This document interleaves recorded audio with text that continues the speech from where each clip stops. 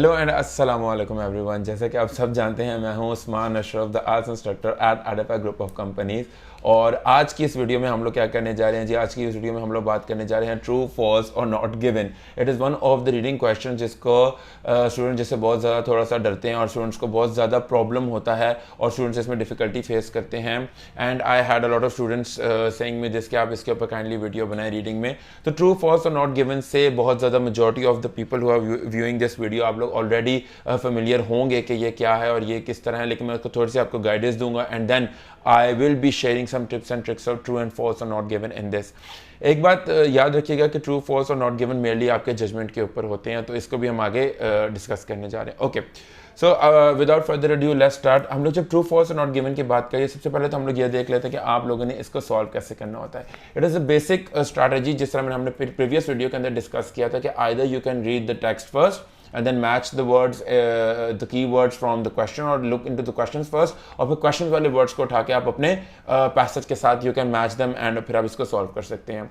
लेकिन तो अब दोबारा एक बार स्ट्रैटेजी को रिवाइज करते हैं कि आपने क्या करना है। आपने सबसे पहले अपने पैसेज को पढ़ना है, आपने वर्ड्स को फाइंड करना है, कीवर्ड्स को, राइट, किन वर्ड्स को, कीवर्ड्स को, और आपने कीवर्ड्स को अपने क्वेश्चन से मैच करके फिर आपने अपने ट्रू, फॉल्स और नॉट गिवन की लोकेशन को आइडेंटिफाई करना है कि वहाँ कहाँ पे वो स्टेटमेंट है। फॉर एग्जांपल, अगर डॉक्टर बिलाल का नेम उसके अंदर बोला गया है, टेक्स्ट के अंदर बात हो रही है डॉक्टर बिलाल की, तो डॉक्टर बिलाल को कीवर्ड समझ के, ठीक है, जो कीवर्ड्स जो कि मोस्टली एडजेक्टिव्स होते हैं, आप कीवर्ड को फाइंड करके वहाँ पे उसको क्वेश्चन को आंसर करेंगे। तो एक तो बात ये हो गई।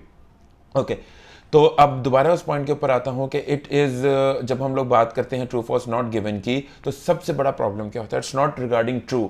सबसे बड़ा बच्चों को ये मसला होता है कि बच्चों को ये फील होता है कि जो फॉल्स और नॉट गिवन है, इसके बीच में बहुत ज़्यादा मेजर बच्चों को प्रॉब्लम आता है। They have a very critical, you know, I would say, I am saying critical, sorry, they have this rather problem कि उनको समझ नहीं आता कि हमें फॉल्स है या ये नॉट गिवन है, because there is reason behind it कि फॉल्स और नॉट गिवन में बहुत ज़्यादा माइनर डिफरेंस होता है। बहुत सी ज़्यादा एक बारीक सी, वो आप कह लें एक बारीक वर्ड, एक बारीक बीनी होती है इसके अंदर, जो जिसको आप पकड़ लें तो आप उसको अच्छे से आइडेंटिफाई कर सकते हैं। Obviously the more you practice better होगा। फॉर एग्जाम्पल, एक एग्जाम्पल डिस्कस करते हैं फॉल्स और नॉट गिवन की।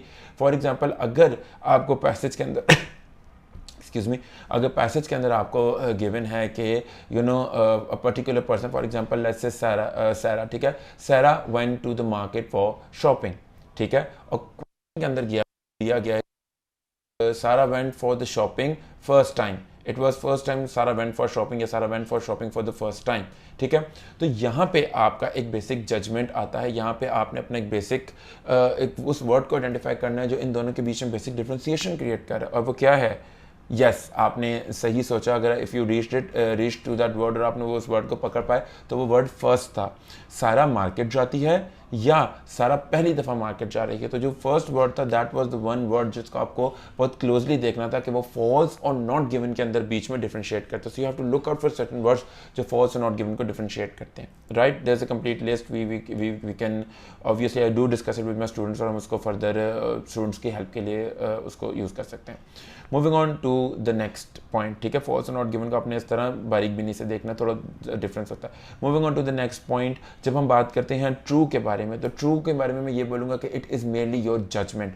You have to read and if the statement agrees, तो ऑब्वियसली आप उसको ट्रू लिखोगे। You have to make a judgement at that time. Same आप कीवर्ड से कीवर्ड को मैच करेंगे। You have to read the statement. अगर स्टेटमेंट 100% एग्री कर रहा है तो आप उसको एग्री करेंगे। यहाँ पे टिप ये हो सकता है कि again look out for certain words जो वेदर उसको वेरीफाई करे। फॉर एग्जांपल, अगर बट, इफ, इंस्टेड का वर्ड आता है तो there is always a probability कि वो फॉल्स की तरफ, जैसे कि हम saying probability, so you always have to read the statement very carefully and make a judgement. Tip ये हो सकती है कि आप वर्ड्स को थोड़ा सा उस पर नज़र रखें।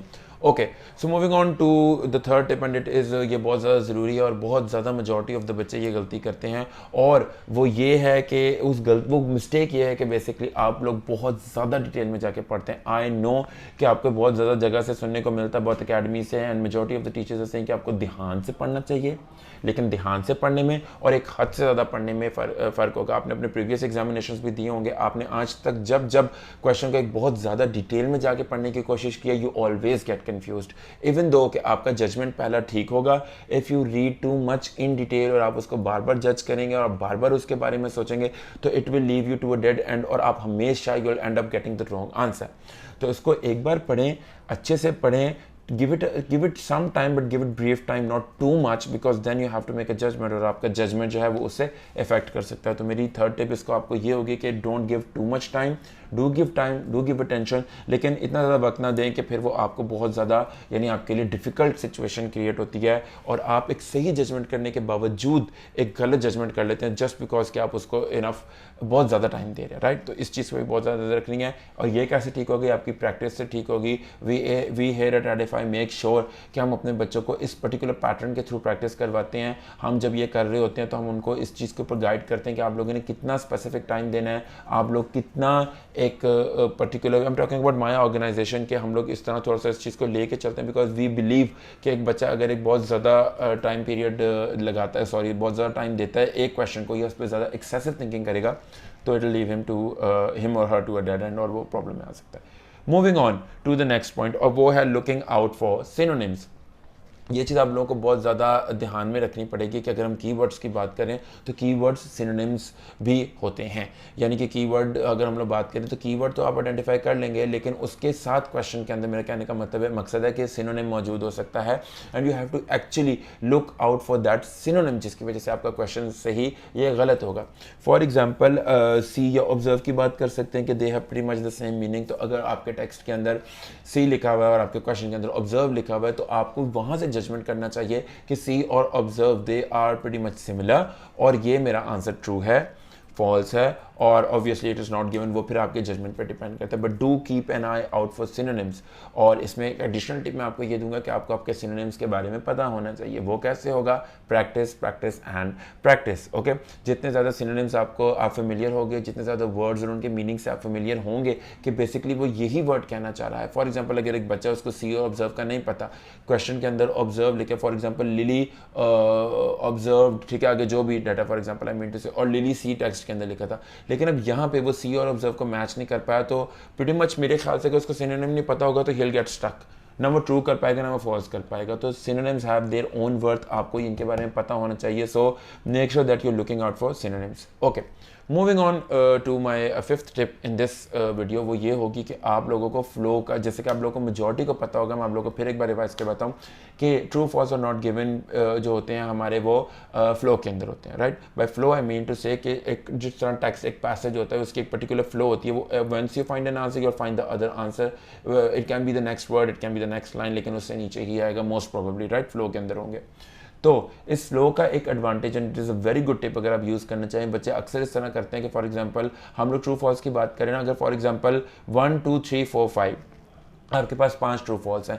अब बच्चे क्या करते हैं कि अगर बच्चों को हम क्या सपोज करते हैं पहला ट्रू फॉल्स था, बच्चे ने कर लिया, दूसरा ट्रू फॉल्स में कीवर्ड था वो बच्चे को नहीं मिल रहा है और आप उसको बहुत ज़्यादा डिफिकल्ट हो रहा है और उसको बिल्कुल समझ नहीं आ रही कि उसने उसकी लोकेशन कैसे आइडेंटिफाई करनी है।